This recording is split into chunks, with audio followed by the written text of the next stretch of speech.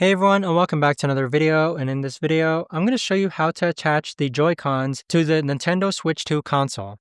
Now this video is going to be particularly useful for individuals. Let's say that you just got the Nintendo 2 Switch, you got the Nintendo Switch 2. How do you actually go ahead and attach the Joy-Cons to the Nintendo Switch 2 console?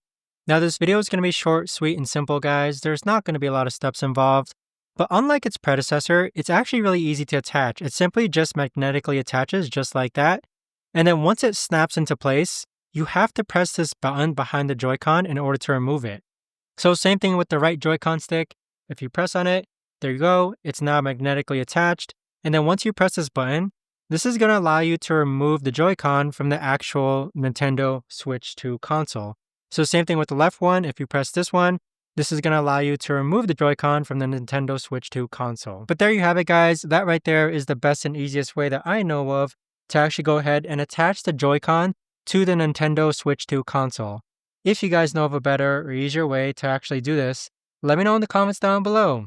I would love to know. Thanks so much for watching, everyone, and I'll see you guys all in the next video.